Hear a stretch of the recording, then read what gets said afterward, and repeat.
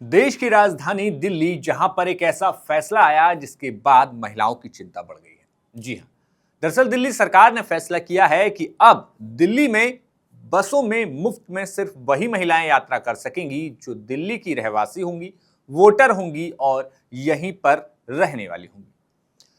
आखिर ऐसा क्यों हुआ, इसके पीछे की भी बात समझेंगे, लेकिन इस पूरे मसले में क्या कुछ चीजें निकलकर सामने आई वो भी आपको बताएंगे। नमस्कार, मेरा नाम है मोहित कुशवाहा और आप देख रहे हैं द हिंदी टॉप। दरअसल हाल ही में दिल्ली की सरकार में जब से अरविंद केजरीवाल गए और उसके बाद भारतीय जनता पार्टी की सरकार आई, उसके बाद कई सारी नीतियों पर जांच बैठी कि सीएजी रिपोर्ट आई, उस पर भी काफी चर्चा हुई। लेकिन अब दिल्ली सरकार यानी कि भारतीय जनता पार्टी की दिल्ली सरकार ने ऐसा फैसला किया जिसके बाद कई महिलाएं, खासतौर पर वो छात्र छात्राएं जो दिल्ली से बाहर सिर्फ दिल्ली में पढ़ने के लिए आते हैं, वो भी अब इस फ्री बस सेवा का लाभ नहीं ले पाएंगे। बड़ा सवाल यह है कि आखिर ऐसा क्यों हुआ। तो इस पूरे मसले में दिल्ली सरकार का पक्ष यह है कि डीटीसी, जो कि 65,000 करोड़ रुपए के घाटे में चल रहा है, इसको लेकर और तमाम अनियमितता इस फ्री बस टिकट सिस्टम में थी, जिसको लेकर यह फैसला किया गया है। ऐसे में लगता है कि क्या वाकई इस घाटे को कम करने के लिए है। दरअसल जब भारतीय जनता पार्टी ने दिल्ली में रेखा गुप्ता को मुख्यमंत्री बनाया था तो सदन में उनका एक भाषण काफी वायरल हुआ था, जहां उन्होंने कहा था कि बनिए की बेटी हूं, हिसाब किताब जानती। दरअसल इस बात को लेकर उस समय काफी चर्चा हुई थी, लेकिन अब सवाल ये उठता है कि क्या सरकार कोई बिजनेस है या सरकार कोई बिजनेस करती है। और फिर उस बात का क्या जिसमें कहा जाता है कि सरकार एक कल्याणकारी स्टेट यानी कि वेलफेयर स्टेट के मॉडल पर काम करेगी। वेलफेयर स्टेट जहां पर समझा जाएगा कि जो लोग, जिनको कई चीजों से वंचित रहना पड़ता है या फिर जिन्हें अपलिफ्टमेंट की जरूरत होती है, उनको आखिर आप किस चश्मे से और किस नजर से देखेंगे।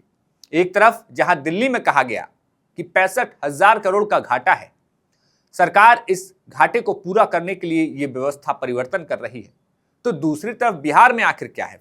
बिहार में बीते ही दिन एनडीए यानी कि भारतीय जनता पार्टी के सहयोग से चलने वाली एनडीए की सरकार ने 125 यूनिट फ्री बिजली का वादा किया और वादे के तुरंत बाद ही उसको मंजूरी भी मिल गई, यानी कि वादा पूरा भी कर दिया गया।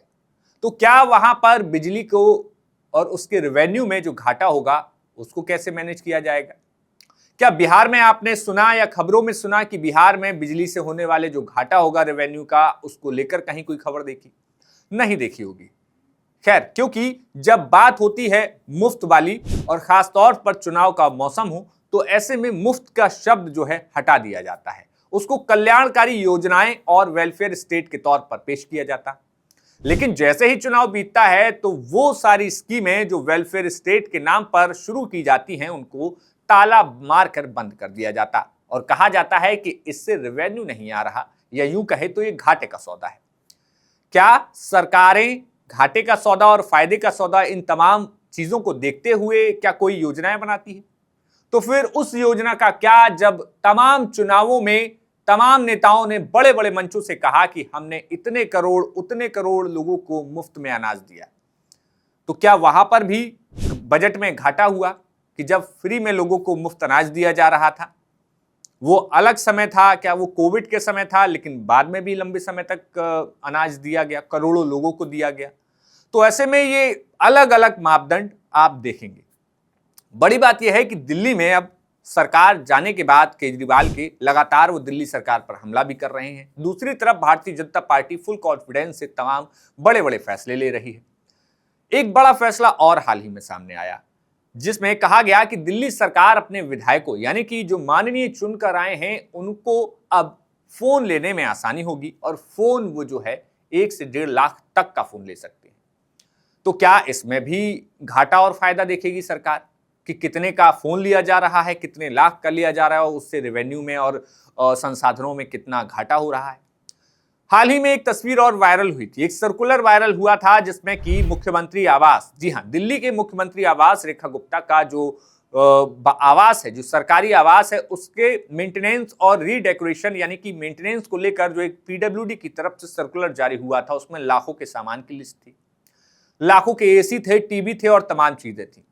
तो क्या उसको भी उसी चश्मे से देखा गया?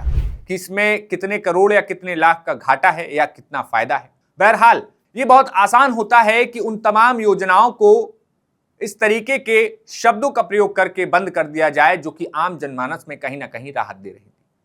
हो सकता है कि उससे दिल्ली की बजाय तमाम महिलाओं को राहत मिल रही हो, लेकिन ये फैसला कि अब ये चीजें सिर्फ दिल्ली के वोटर यानी कि दिल्ली की रहने वाली महिलाओं तक को मिलेगी, तो फिर उन महिलाओं और उन बच्चियों का क्या जो कि दिल्ली पढ़ने के लिए और दिल्ली काम करने के लिए आसपास की जगहों से आते हैं। खासतौर से वो महिलाएं और वो बच्चे, क्योंकि दिल्ली एक एजुकेशनल हब है जहां पर बच्चे शिक्षा के लिए आते हैं। आसपास दिल्ली के जितने भी जिले और जितने भी क्षेत्र हैं, चाहे हरियाणा हो, उत्तर प्रदेश हो, इन तमाम जगहों से लोग दिल्ली में अपनी पढ़ाई के लिए आते हैं और खासतौर पर काम करने के लिए भी दिल्ली में सबसे ज्यादा संसाधन और अपॉर्चुनिटी मिलती है। तो ऐसे में जो योजना एक सबके लिए, और बड़ी बात यह कि अक्सर प्रधानमंत्री मोदी और भारतीय जनता पार्टी महिलाओं के अपलिफ्टमेंट की बात करते हैं, महिलाओं को आगे बढ़ाने की बात करते हैं और महिलाओं की तमाम नीतियों को लेकर बात करते हैं, तो फिर यहां पर महिलाओं को लेकर दोहरा रवैया क्यों नजर आता है।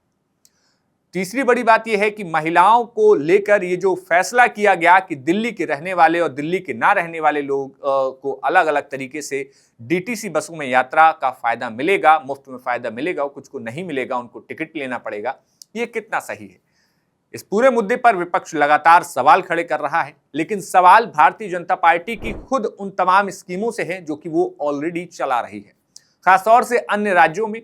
और बड़ी बात यह है कि भारतीय जनता पार्टी जिसने ऐलान किया हुआ है कि वो आगे आने वाले समय में देश में लोकसभा के सहित तमाम चुनावों में महिलाओं को 33% आरक्षण देगी, तो जब महिलाओं को कल्याणकारी नजरों से आप देख रहे हैं तो फिर ये बंटवारे का फैसला कहां तक उचित है। फिलहाल हम अपने दर्शकों से कहेंगे कि आपको इस खबर पर आपका कहना क्या है, आप इस पूरे फैसले को किस तरीके से सोचते हैं, क्या आपको भी लगता है कि नहीं सरकार का ये फैसला सही है, उसके क्या तर्क हैं, या आपको लगता है कि ये सरकार का फैसला गलत है, उस पर आपके क्या तर्क हैं, हमें कमेंट बॉक्स में बताइए और देखते रहिए द हिंदी टॉप। शुक्रिया।